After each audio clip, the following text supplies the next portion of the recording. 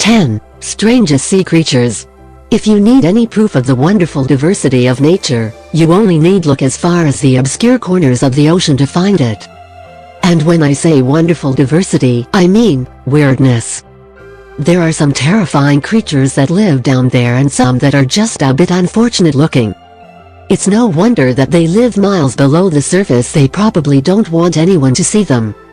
Others have amazing skills that you'd never imagine anyone would need. Yes, sea creatures are a crazy lot indeed. Meet the most bizarre of the bunch in our top 10 strangest sea creatures.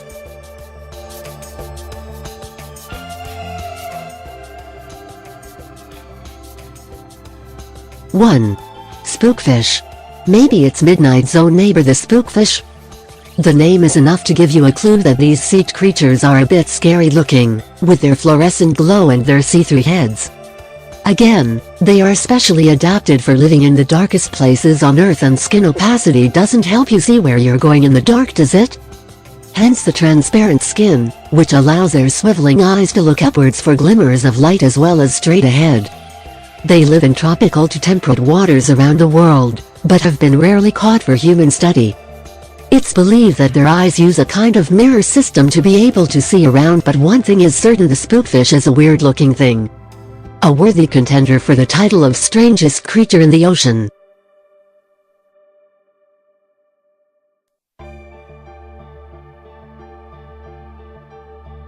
Two. Vampire squid. It's okay, not all the creatures on the list are as harmless as the leafy sea dragons. We're back to the realm of horror films, with the vampire squid, so called because of their cloak of poisonous spikes. They live in the Midnight Zone, and have glowing red eyes to help them see. Its body can either be black or red with the matching red eyes. It's easy to see where it got its scary reputation. It also has a number of organs called photophores all over its body, that produce flashes of light in order to disorientate and confuse predators. Plus, it can produce blue-lit mucus instead of ink when it's threatened. It's a clever squid. Its full name is Vampirotoid, this infernalist vampire squid of hell. If that doesn't scare you, what will?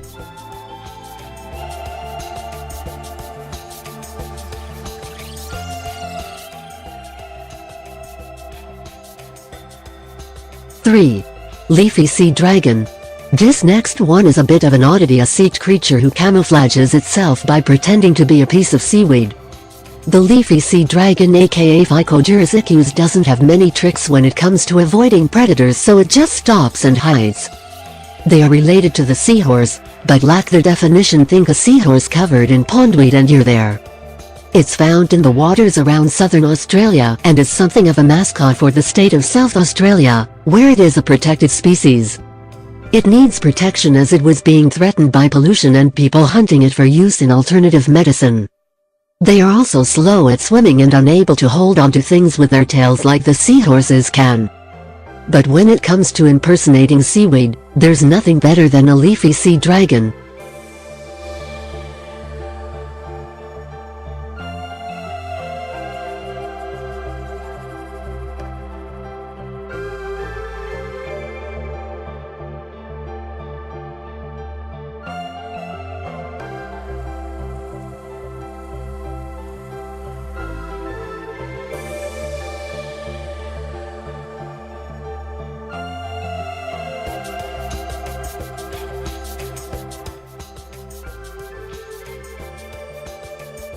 Four.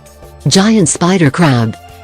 Combine two scary things, crabs and spiders, and you have the spider crab. Now, make it giant. It's the stuff of nightmares, isn't it?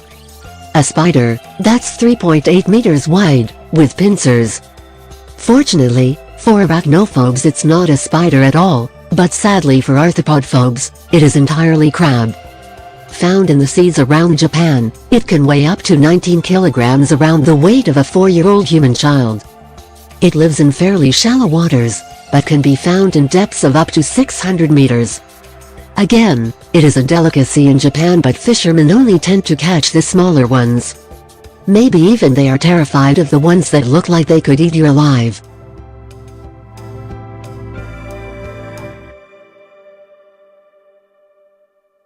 Five. Snot Sea Cucumber. It's not a pretty name, is it? And not a pretty creature either.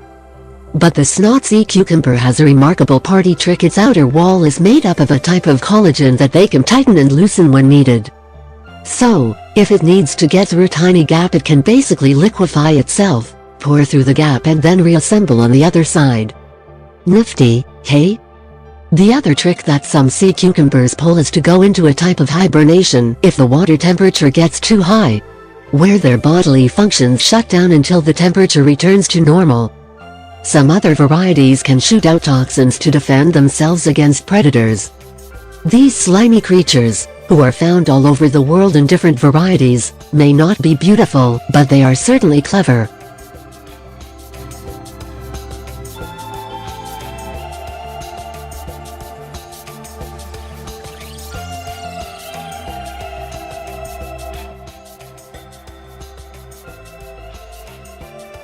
Six. Pufferfish.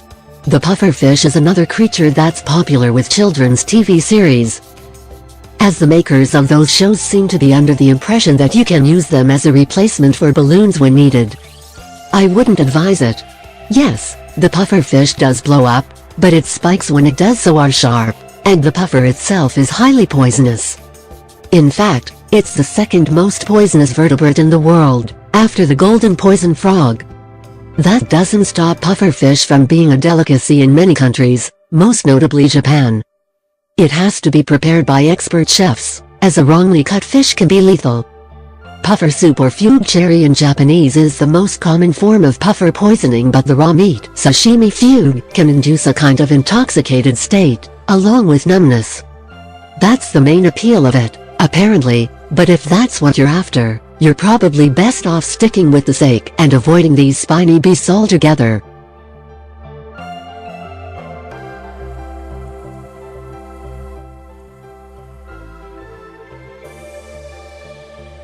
Seven. Sea Krait. If, like me, you get a bit scared at the very idea of a snake, you might think that the ocean would be one place you'd be sure not to bump into any. But you'd be wrong, as the sea krait or Chinese sea snake lurks around coral reefs, waiting to catch any unsuspecting prey with its paralyzing venom. That's the venom which is 10 times the strength of cobra venom, in case you're still thinking these things might be harmless. They also come onto land, for females to lay their eggs, but mainly live just offshore in caves or rock formations. However, they are oxygen-breathing, so have to break the surface every few hours in order to survive. So, they can follow you onto land if you manage to outswim them. They don't swim very fast, so that at least is a possibility.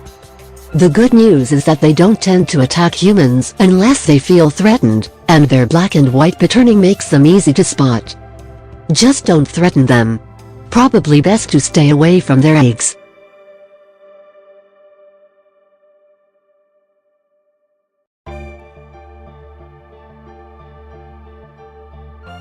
Eight.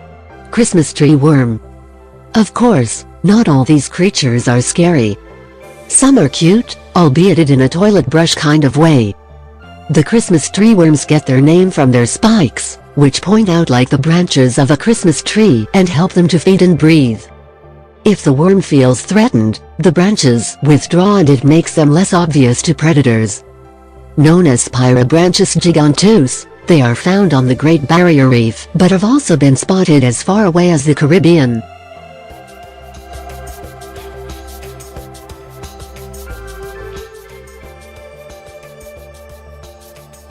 Nine. Anglerfish. And another fish that's been beaten with the ugly stick. The anglerfish is a scary-looking beast that appears every time an animator needs a fish that looks like a monster. See Finding Nemo. It lives in the midnight zone, and like many creatures down there, it has its own integral light. In this case, it's a small bulb-like light that dangles in front of its face so it can see whatever it's hunting. If you ever get stuck in the midnight zone, remember not to follow the light, or you might be its next meal. It can swallow prey that is up to twice its size. And did I mention the razor-sharp teeth? Terrifying.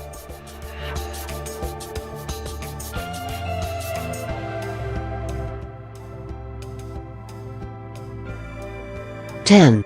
Blobfish. If you happen to believe in reincarnation, it's hard to imagine what you'd have to have done in a past life in order to come back as a blobfish. It's not a fulfilling life. They can't really move, so they just have to sit around and wait for food to come to them. It can take days to get a meal, and then it's over in a bite.